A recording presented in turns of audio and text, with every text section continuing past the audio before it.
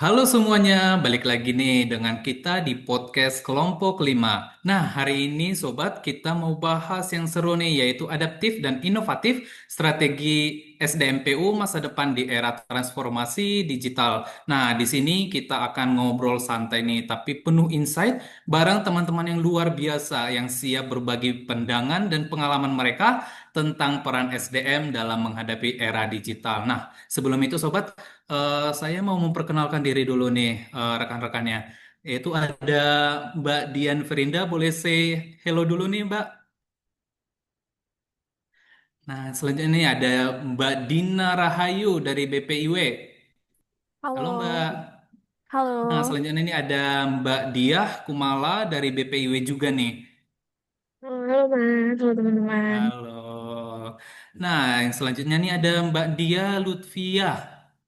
Boleh say halo Mbak? Halo semuanya. Halo. Nah, selanjutnya ada Mbak Dita Solihati. Benar ya Mbak ya? Halo Mbak. Ya, benar. Halo. Halo. Nah, yang terakhir nih ada Mas Dito Alfarizi. Halo semuanya, Halo salam kenal. Mas. Halo. Baik. Nah, langsung aja nih ya Sobat. Eh, saya nih mau tanya dulu nih sama Mbak Diah. Menurut Mbak, seberapa penting sih peran SDM dalam menentukan keberhasilan dan kemajuan suatu organisasi pemerintahan? Nah, misalnya kayak kita nih dalam Kementerian PU nih, Mbak. Boleh, Mbak? Oke. Makasih Mas. Kalau menurut saya, keberhasilan atau kegagalan suatu organisasi ini memang salah satunya ditentukan oleh kualitas SDM-nya ya. Kalau SDM-nya berkompeten, pasti itu akan memberikan keuntungan dan mendorong kemajuan organisasinya. Sementara kalau SDM-nya kurang kompeten, itu juga dapat menghambat pencapaian visi misi dari organisasi. Contohnya aja kalau di misal di PU itu kan kita punya banyak pegawai yang dia tersebar di balai-balai di seluruh Indonesia.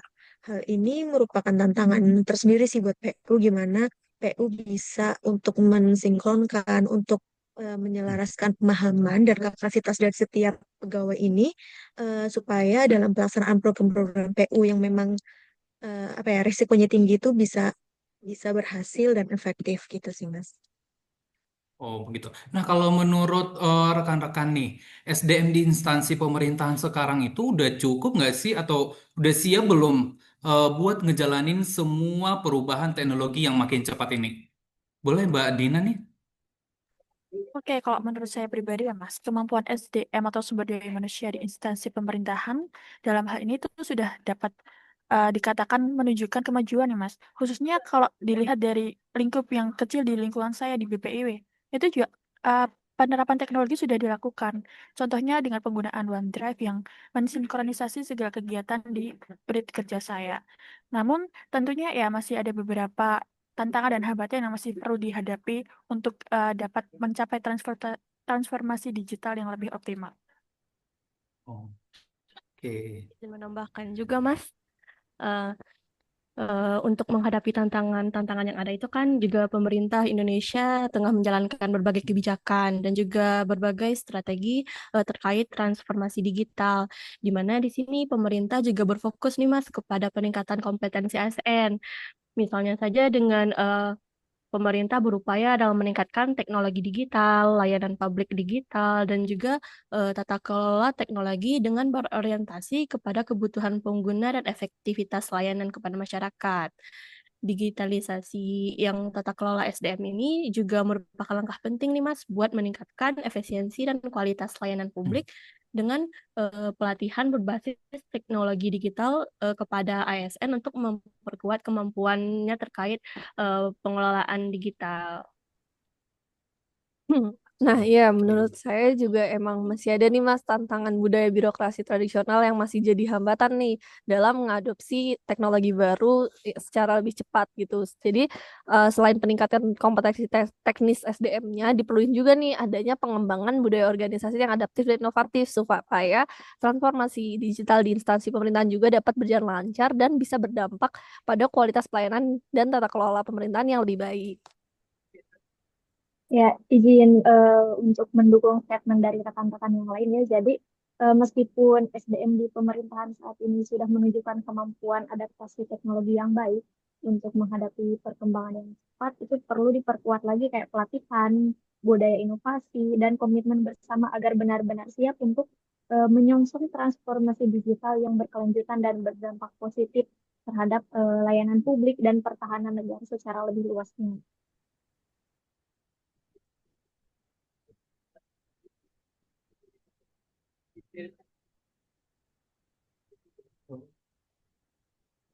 Oh, maaf nih, ada gangguan jaringan nih, rekan-rekan sekalian.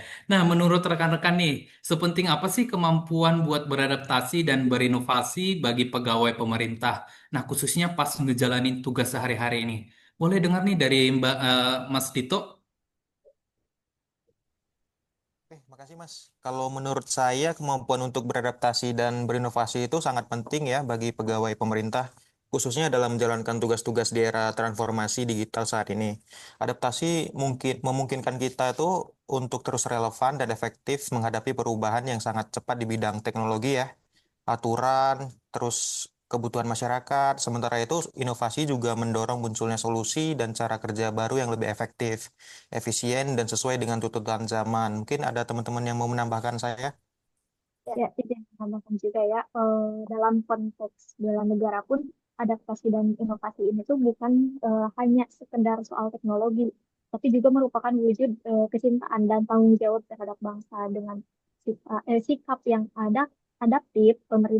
Pegawai pemerintah itu bisa menunjukkan kesiapan untuk menerima perubahan demi kemajuan negara.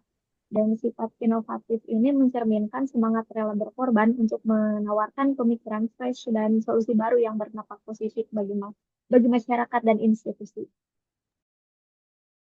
Kalau menurut saya, Mas, untuk kemampuan adaptif ini diperlukan dalam dunia profesional, mengingat dinamika lingkungan yang saat ini itu sulit diprediksi dan dalam konteks pemerintah ataupun dalam konteks pegawai pemerintah, sikap adaptif ini diperlukan juga untuk menunjang optimalisasi kinerja.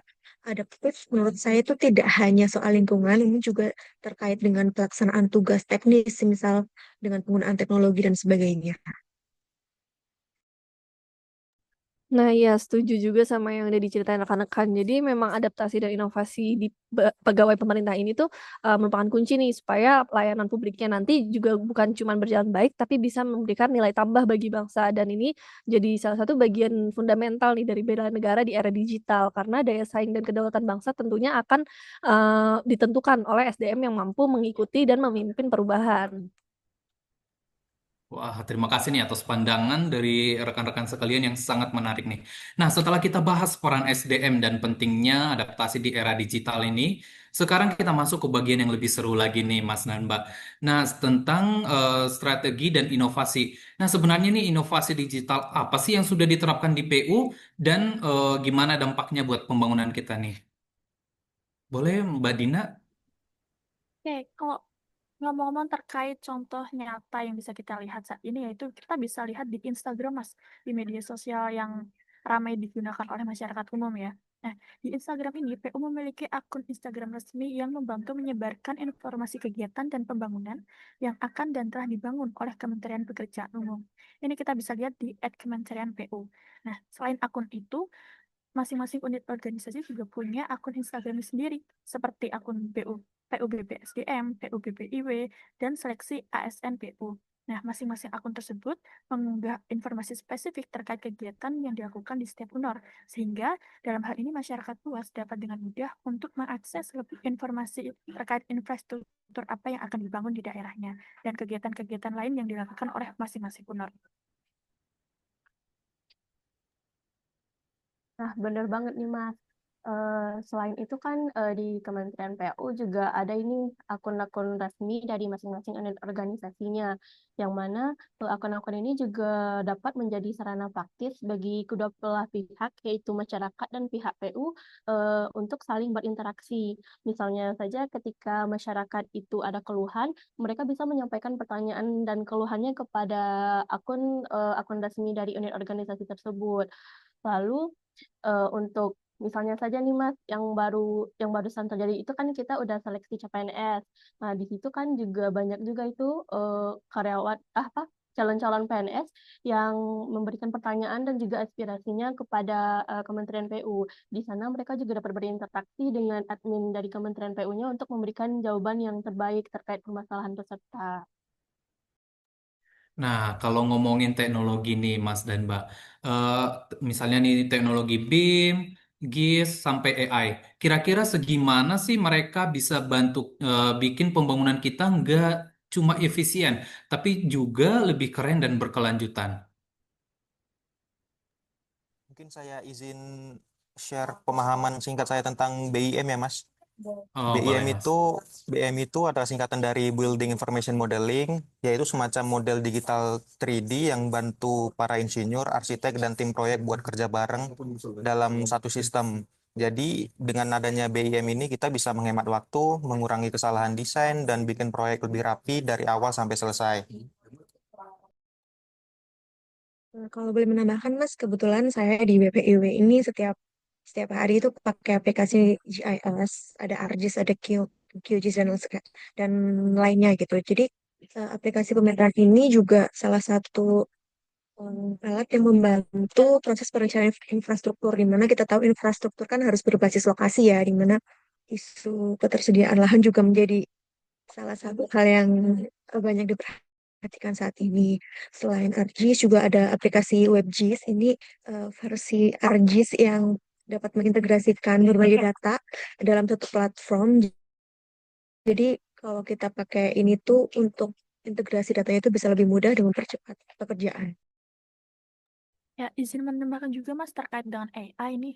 Kan AI sekarang lagi ngetren ya atau kecerdasan buatan ini. Nah, dalam konteks ini, AI itu bisa dipakai buat memprediksi kebutuhan masa depan, optimasi biaya proyek, dan bisa memberikan peringatan dini kalau ada kerusakan infrastruktur. Jadi bisa untuk mempermudah banget sih dalam proses analisis kita.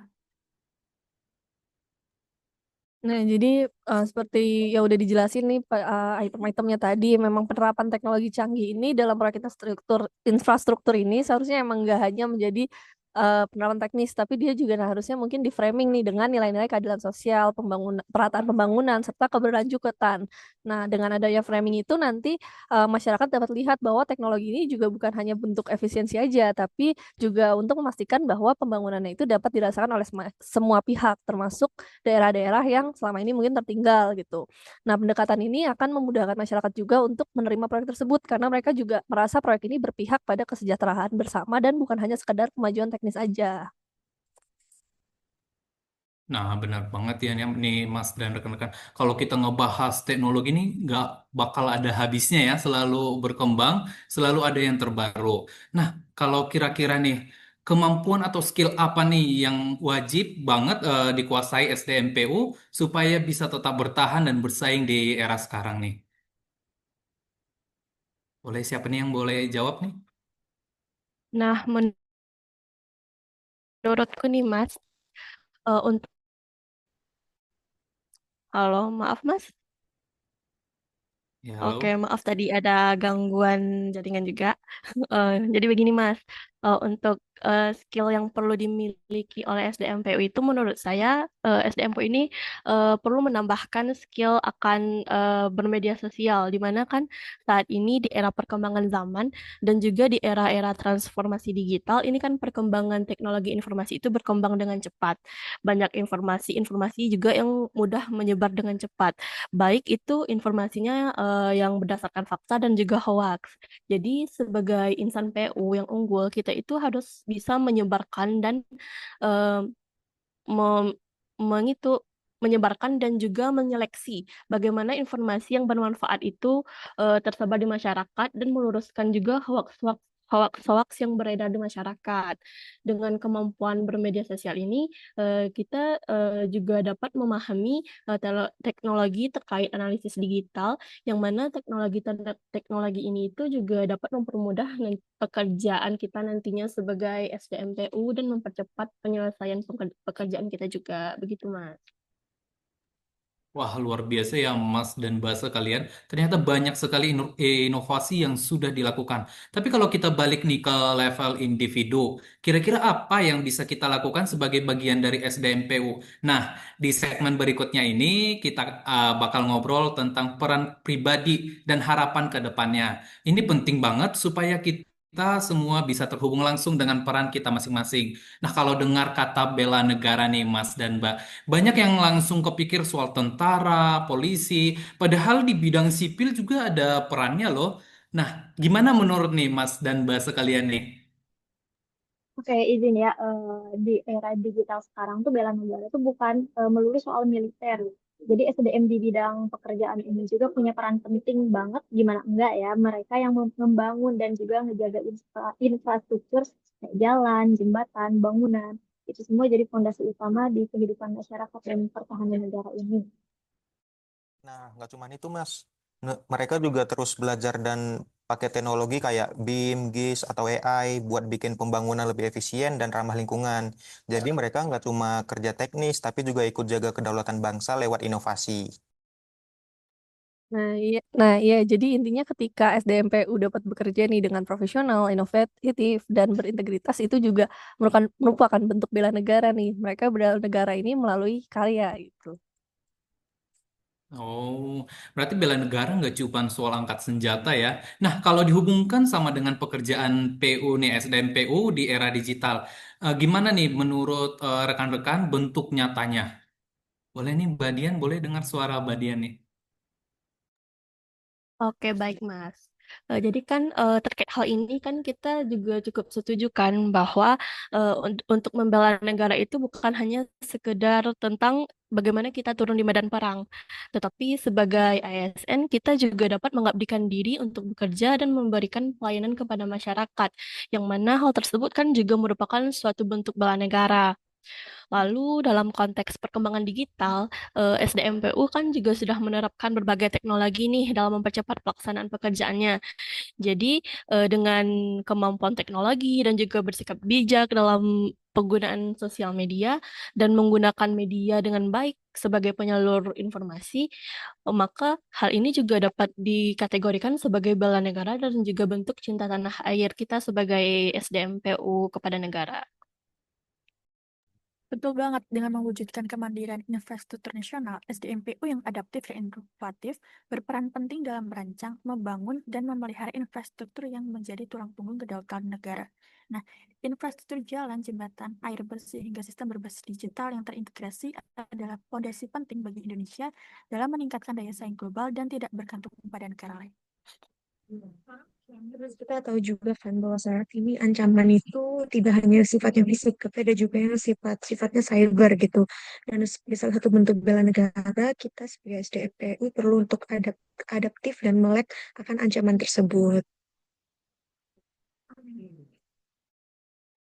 Nah, ya kemudian ada juga mendorong inovasi untuk kesejahteraan rakyat nih. Inovasi yang dilakuin seperti yang tadi udah dijelasin juga ya, digitalisasi itu dengan menggunakan big data dan data-data lainnya, itu bisa langsung berdampak pada peningkatan kualitas hidup rakyat. Dan upaya ini dapat mewujudkan negara yang berdaulat, adil, dan makmur, sehingga tujuan utama bela negara menurut amanat konstitusi. Ada satu hal lagi nih Mas, yaitu menjunjung integritas dan good governance. SDMPU yang adaptif dan inovatif mendorong penerapan prinsip clean and good governance ini seperti transparansi proyek atau akuntabilitas penggunaan anggaran negara yang merupakan benteng bagi kedaulatan dan kepercayaan publik. Ya, dan dengan semua itu setiap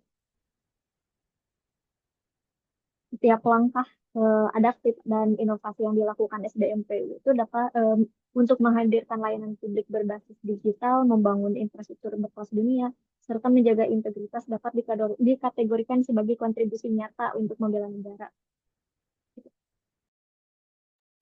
Wah, pandangan yang sangat bagus ya, Mas dan Mbak. Nah, kita masuk ke kesimpulan aja nih. Nah, diskusi yang luar biasa ini mulai dari adaptasi teknologi, inovasi di bidang infrastruktur, sampai peran kita sebagai bagian dari SDMPU yang juga ikut membela negara. Nah, sebelum kita tutup nih, saya mau minta pesan singkat dari rekan-rekan sekalian untuk generasi muda yang ingin berkontribusi di era digital ini. Nah, boleh Mbak Dita? Kayak Boleh kasih pesan pandangannya nih Mbak Dita. Ya, pesan untuk generasi muda atau calon SDM di bidang pekerjaan umum yang ingin berkontribusi melalui teknologi dan inovasi, tetaplah adaptif dan terbuka terhadap perubahan. Dunia infrastruktur dan pelayanan publik semakin berkembang pesat karena digitalisasi. Jadilah pribadi yang terus mau belajar, tidak hanya mengikuti perkembangan teknologi terbaru, tetapi juga aktif untuk mencoba menerapkan inovasi di pekerjaan sehari-hari. Jadi, jadikan keterampilan digital, kemampuan kolaborasi, dan semangat inovatif itu sebagai bagian dari identitas profesional kalian. Saya izin menambahkan ya, Mas.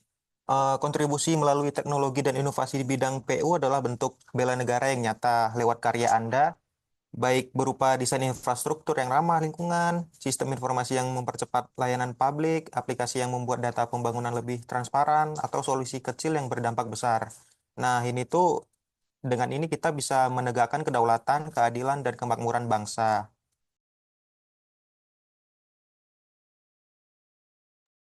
Izin menambahkan juga, Mas, sebagai ASN kita harus tetap menjunjung tinggi nih nilai integritas dan juga nilai kebangsaan.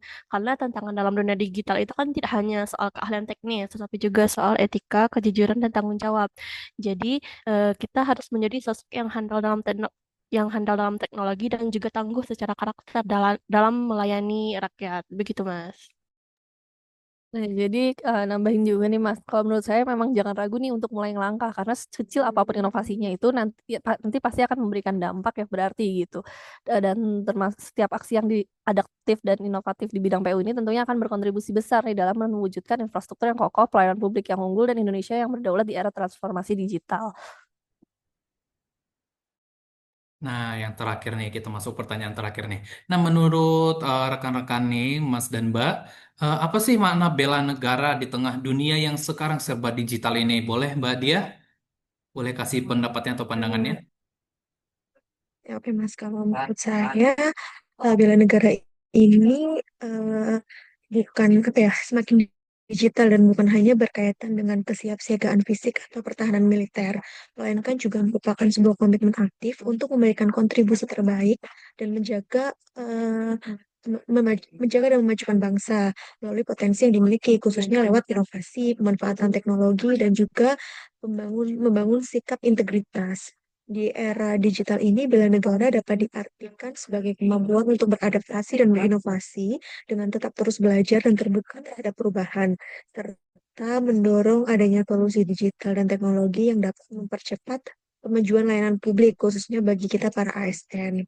Selain itu, bela negara juga mencakup upaya untuk menjaga ketahanan digital dengan melindungi data, infrastruktur, dan juga ekosistem digital, dan juga harus antisipasi nih dari ancaman keamanan cyber dan juga penyalahgunaan informasi. Oke, menambahkan Mas, kalau menurut saya, kontribusi nyata dalam bela negara itu dapat diwujudkan melalui profesi, keahlian, dan karya yang mampu memperkuat kedaulatan serta meningkatkan kesejahteraan masyarakat. Dalam menjalankan peran tersebut, menjunjung tinggi integritas dan etika sangat penting, dengan mengamalkan nilai kejujuran, tanggung jawab, dan transparansi, serta menolak segala bentuk korupsi atau gratifikasi, baik di dunia nyata maupun di dunia maya. Nah, bela negara juga bermakna membina persatuan di tengah keberagaman, menggunakan teknologi sebagai sarana untuk mempercepat silaturahim, mencegah polarisasi, dan menyebarkan inspirasi positif antar sesama anak bangsa. Nah, ya, pada akhirnya makna bela negara itu sendiri menempatkan diri sebagai bagian dari solusi dan kemajuan bangsa melalui langkah-langkah kecil maupun besar agar Indonesia itu tetap berdaulat, adil, dan makmur di era digital yang penuh tantangan sekaligus peluang ya. Dengan kata lain, bela negara itu panggilan hati yang mendorong kita untuk tetap adaptif, inovatif, dan setia pada nilai-nilai kebangsaan dalam setiap aspek kehidupan. Wah, luar biasa ya, Mas dan Mbak. Seru banget obrolan kita hari ini nih. Banyak hal yang bisa kita pelajari tentang bagaimana SDM PU harus adaptif dan inovatif di era transformasi digital ini. Nah, terima kasih nih untuk semua narasumber yang udah berbagi pandangan yang luar biasa. Dan juga buat pendengar yang setia dengerin sampai akhir. Jangan lupa perubahan besar itu dimulai dari langkah kecil yang konsisten. Sampai ketemu di episode selanjutnya. Tetap semangat membangun negeri.